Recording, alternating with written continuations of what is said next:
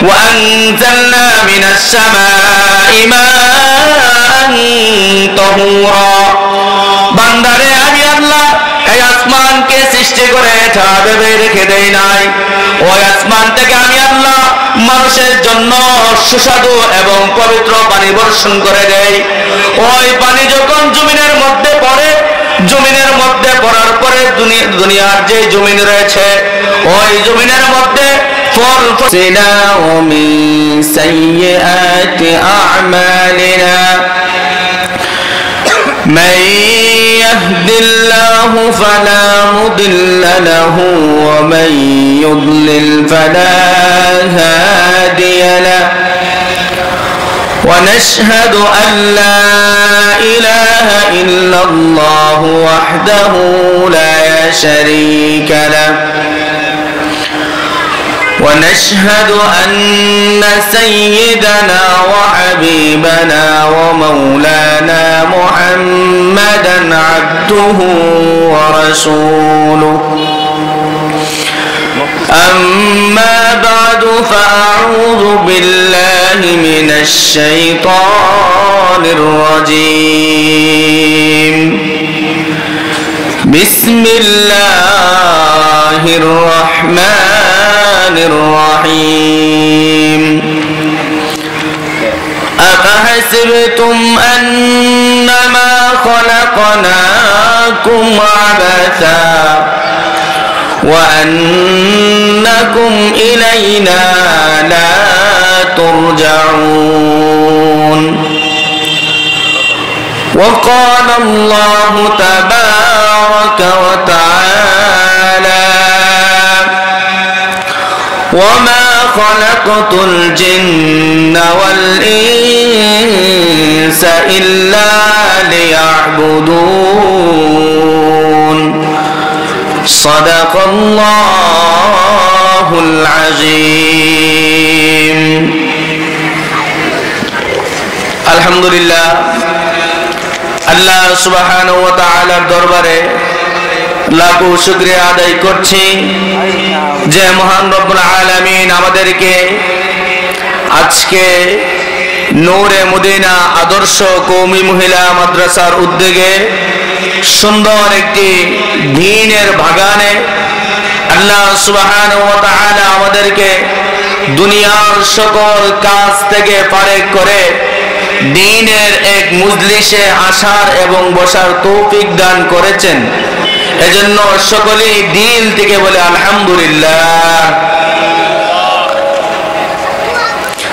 আল্লাহ সুবহানাহু ওয়া তাআলা পৃথিবীতে যা কিছু সৃষ্টি করেছেন কোনো না কোনো উদ্দেশ্য নেই তিনি সৃষ্টি করেছেন উদ্দেশ্যবিহীন কোনো কিছু সৃষ্টি করা হয় নাই দুনিয়ার মানুষের দিকে তাকাইলো এটাই বুঝি যে দুনিয়ার মানুষ যা কিছু করুক তার একটা নির্দিষ্ট উদ্দেশ্য থাকে যে গার্মেন্টস ইন্ডাস্ট্রি তৈরি করেছে তার একটা উদ্দেশ্য আছে তার উদ্দেশ্যটা কি যে মানুষ এখানে এসে কর্ম করবে তো তার কিছু মুনাফা অর্জন হবে এটা দিয়ে তার পরিবার চলবে কেউ ড্রাইভিং করে গাড়ি চালায় তার একটা উদ্দেশ্য থাকে যে দিন শেষে কিছু টাকা আসবে এটা দিয়ে তার পরিবার চলবে তো আল্লাহ সুবহানাহু ওয়া তাআলা আমাদেরকে সৃষ্টি করেছেন এই পৃথিবীতে আমাদেরকে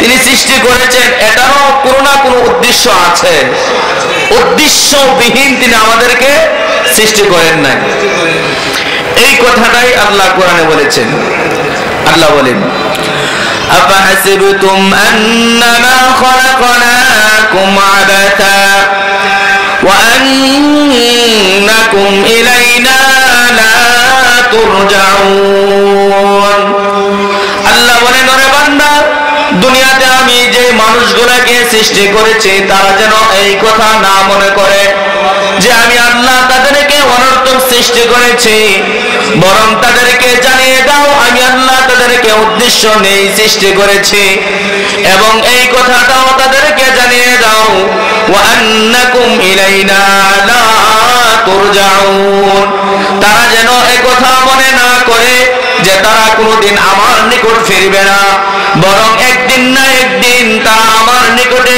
ফিরে আসতে হবে। তাহলে কোরআনের আয়াত থেকে আমরা জানতে পারলাম আল্লাহ আমাদেরকে সৃষ্টি করেছেন, এটার উদ্দেশ্য আছে, এবং আল্লাহ সুবহানাহু ওয়া তাআলা আমাদেরকে ঘোষণা দিয়েছেন যে দিন শেষে আমরা আল্লাহর কাছে আবার ফিরে যেতে হবে। তো আল্লাহ যে আমাদেরকে সৃষ্টি করেছেন এই উদ্দেশ্যটা কি তিনি কোরআনের অন্য এক আয়াতের মধ্যে বলেছেন। আল্লাহ বলেন, ওয়ামা খালাকতুল জিন্না ওয়াল ইনসা ইল্লা লিয়াবুদুন। আল্লাহ বলেন আমি জিন এবং মানুষকে সৃষ্টি করেছি একমাত্র আমি আল্লাহর ইবাদত করার জন্য। ইল্লা লিয়াবুদুন তাফসীরের মধ্যে মুফাসসিরিনে কেরাম লেখেন ইয়ানি লিয়ারিফুন, অর্থাৎ আল্লাহর পরিচয় লাভ করার জন্য। বান্দা যেন আল্লাহর পরিচয় লাভ করতে পারে, বান্দা যেন আল্লাহর পরিচয় লাভ করে আল্লাহকে চিনে, আল্লাহকে চিনে আল্লাহর ভয় তার নিজের মধ্যে ধারণ করে, এরপরে যেন বান্দা আল্লাহর ইবাদত করে। এই জন্যই আমি দুনিয়াতে মানুষ সৃষ্টি করেছি। সুবহানাল্লাহ বলেন। তাহলে এই আয়াত দ্বারা স্পষ্ট হয়ে গেল যে আল্লাহ আমাদেরকে ইবাদত করার জন্য সৃষ্টি করেছেন। কিন্তু ইবাদত ইল্লা লিয়াবুদুনের তাফসীরে কি লিখেছেন যে ইয়ানি লিয়ারিফুন, অর্থাৎ আল্লাহর পরিচয় যেন আমরা লাভ করতে পারি। তো আল্লাহর পরিচয় আমরা কিভাবে লাভ করব? বহুত নিদর্শন আল্লাহ আমাদেরকে দেখিয়ে দিয়েছেন। এই যে দুনিয়াতে একটা মানুষ সাধারণ একটা ঘর তৈরি করে খুঁটিবিহীন তৈরি করতে পারে না, একটা মসজিদ নির্মাণ করে এখানে খুঁটির প্রয়োজন হয়, পিলারের প্রয়োজন হয়, কিন্তু আল্লাহ আমাদেরকে নিদর্শন দেখে দিয়েছেন।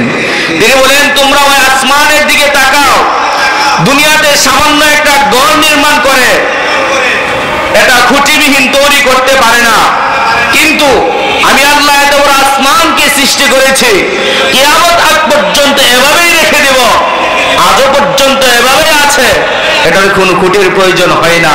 এত শক্তিমান যিনি তিনি হলেন আল্লাহ। আল্লাহ এইগুলো বলে বলে আমাদেরকে নিদর্শন দেখিয়ে দিচ্ছেন আল্লাহর পরিচয় যেন আমরা লাভ করতে পারি। আল্লাহ বলেন যত গাছ গাছালি আছে ফসল করে ক্ষেতের মধ্যে মানুষ ধান চাষ করে, ওই আসমান থেকে আমি আল্লাহ যখন পানি বর্ষণ করি ওই জমিনের মধ্যে পড়ে, ওই জমিন থেকে আমি আল্লাহ মানুষের জন্য উত্তম রিজিকের ব্যবস্থা করে দেই। সুবহানাল্লাহ বলেন। আল্লাহ নিদর্শন কত সুন্দর। আল্লাহ বলেন আসমানকে সৃষ্টি করেছি খুঁটিবিহীন, কিন্তু এটা এভাবে রেখে দেই নাই, ওই আসমান থেকে আমি আল্লাহ মানুষের জন্য পানি বর্ষণ করে দেই, পবিত্র পানি, এটা জমিনে পড়ে, পড়ার পরে জমিনে ক্ষেত ফসল এগুলাতে পড়ার পরে আমি আল্লাহ এখান থেকে মানুষের জন্য হালালান তাইয়্যিবা পবিত্র রিজিক উৎপন্ন করে দিই। এবার আল্লাহ কোরআনের অন্য আয়াতে বলেন, আল্লাহ বলেন ওয়া আয়াতুল লাহুমুল আরদুল মাইতা। আল্লাহ বলেন বান্দারে তোমরা ওই জমিনের দিকে তাকিয়ে দেখো, জমিন কিন্তু মৃত, যার কোনো জান নাই, কোনো প্রাণ নাই, এমন জমিন, জমিনের কোনো জান নাই, কোনো প্রাণ নাই, কিন্তু ওই জমিন থেকে আমি আল্লাহ বান্দার জন্য সুন্দর এবং উত্তম পবিত্র রিজিকের ব্যবস্থা করে দেই। সুবহানাল্লাহ। দেখেন কুমড়াটারে কাটে, কুমড়া এটারে কাটে, কাটার পর একটা বিচি বের হয়, সুন্দর করে ওই একটা বিচি রাতের বেলা মাটিতে দিয়ে আসে, একটু পানি দিয়ে আইসা আবার ঘুমিয়ে যায়, সকালে উঠে গিয়ে দেখে ওই একটা বিচি লাগাইছে, ওই বিচি থেকে আল্লাহ চারা রোপণ করে দিছে, ওই চারাটা আস্তে আস্তে বড় হতে থাকে, বড় হওয়ার পর ওই চারার মধ্যে আরেকটা অনুরূপ কুমড়া ধরে ফেলে। আল্লাহ নিদর্শন কত সুন্দর। এটাই আল্লাহ বলেছেন ওয়ায়াতুল লাহুমুল আরদুল মাইতা, জমিনের দিকে তাকিয়ে দেখো, জমিন মৃত, জান নাই, প্রাণ নাই, কিন্তু ওই জমিন থেকে আমি আল্লাহ বান্দার জন্য সুন্দর উত্তম রিজিকের ব্যবস্থা করে দিই। আল্লাহ আরো নিদর্শন দেখিয়ে বলছেন অন্য এক কোরআনের অন্য এক আয়াতে বলেন ওয়া ইন্না লাকুম ফিল আনআমি লাইবরা। আল্লাহ বলেন বান্দারে তোমরা ওই চতুষ্পদ জন্তুর দিকে তাকিয়ে দেখো, আমরা দুনিয়ার কত ভালো ভালো খাবার খাই, কিন্তু জন্তু জানোয়ার গুলো কি খায়? আমরা কলা খাই, কলা খেয়ে চুলকাগুলো ফেলে দেয়। ওই গবাদি পশুগুলো, চতুষ্পদ জন্তুগুলো এগুলো খায়, গরু খায়, ছাগল খায়। আমি আর আপনি কত ভালো ভালো খাবার খাই, কিন্তু গরু ছাগল তারা ঘাস খায়। ওই ঘাস যখন তাদের পেটের মধ্যে যায়, গিয়ে এটা গোবরে পরিণত হয়ে যায়। আল্লাহ বলেন, বান্দারে ওই চতুষ্পদ জন্তুর দিকে তাকিয়ে দেখো, এখনো আমি আল্লাহর নিদর্শন পেয়ে যাইবা। বলে, কিভাবে নিদর্শন পাইবা? যে ঘাস খাইলো, পেটের মধ্যে গিয়ে গোবরে পরিণত হয়ে গেল, কিন্তু আমি আল্লাহ ওই পেটের মধ্যে গোবর থেকে তোমাদের জন্য পিওর দুধ বের করে দেই। সুবহানাল্লাহ বলেন, কত নিদর্শন আল্লাহ। হ্যাঁ, গরু ছাগলের এগুলা ঘাস খায়, কলার চুলকা খায়, ভিতরে গিয়ে গোবরে পরিণত হয়ে যায়, কিন্তু আল্লাহ সুবহানাহু ওয়া তাআলা ওই তার পেট থেকে আমাদের জন্য পিওর দুধ বের করে দেন।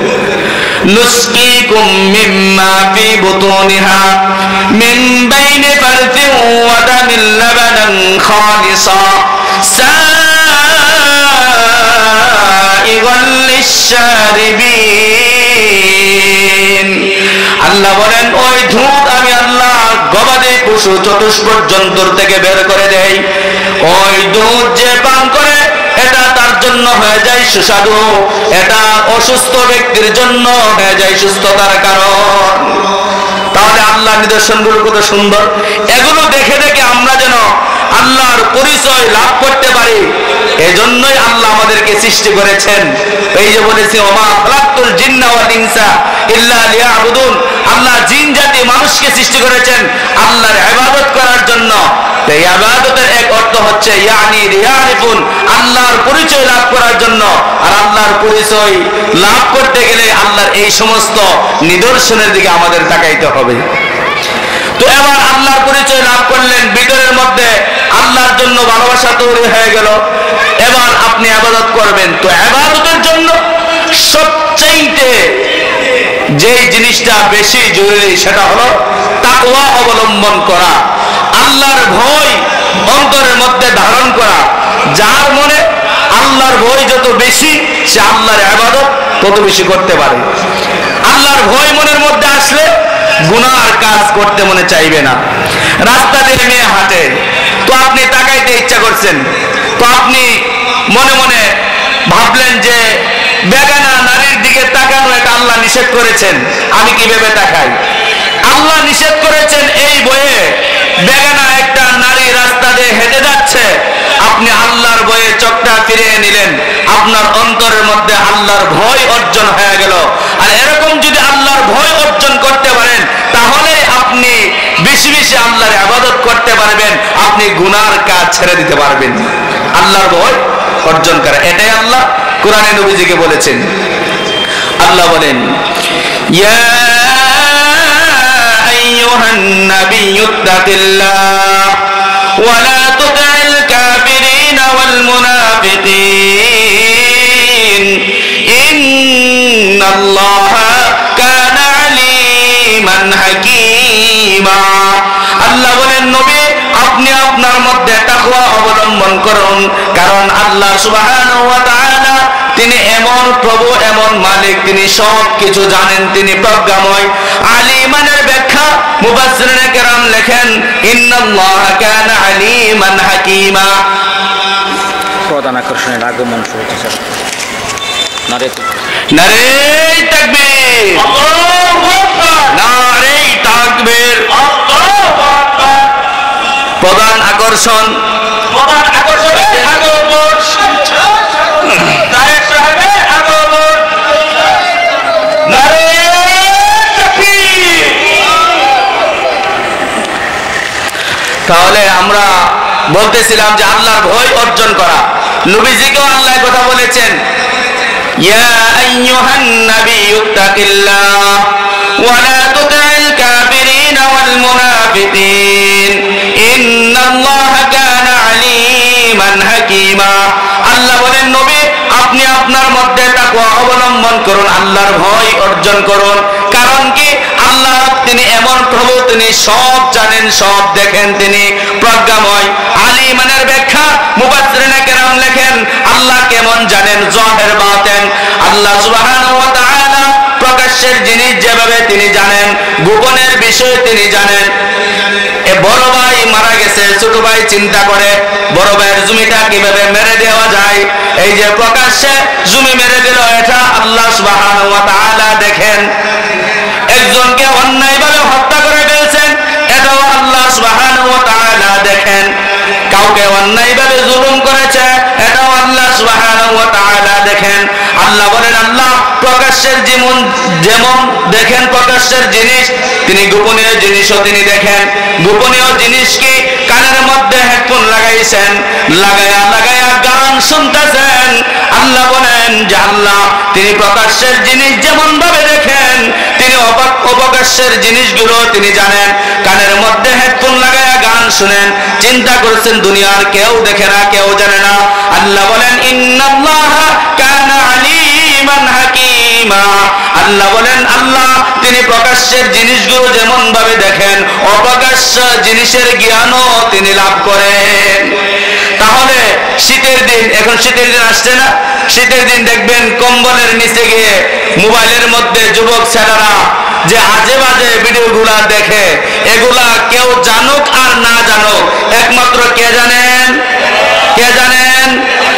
কারণ আল্লাহ আলিম, তিনি যাহির বাতিন, প্রকাশ্যের জিনিসগুলোও দেখেন, অপ্রকাশ্যের জিনিসগুলোও তিনি দেখেন।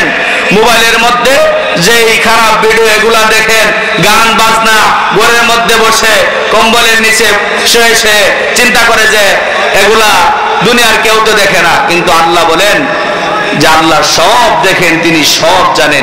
কাজেই যদি তাকওয়া অবলম্বন হয়ে যায়, আল্লাহর ভয় মানুষের দিলে অর্জন হয়ে যায়, দেখবেন প্রকাশ্যে গুনাহ করলে যেমন আল্লাহ নাফরমানি হয়ে যাবে, এই ভয় সে ছেড়ে দেবে। আল্লাহর ভয় যখন অন্তর অর্জন হয়ে যাবে, গোপনে গুনাহ করতে গেলেও তার মনের মধ্যে বাড়ি দিবে যে না, এগুলো করা ঠিক হচ্ছে না। আজকে দেখবেন আমাদের যত কিছু, যত নাফরমানি, যা কিছু হচ্ছে, একমাত্র কারণ আমাদের মধ্যে আল্লাহর ভয় নাই। আল্লাহর ভয় আমাদের দিল থেকে উঠে গেছে, আল্লাহর ভয় থেকে আমরা দূরে সরে গিয়েছি, যার কারণে আমরা আজকে আমল করতে পারি না।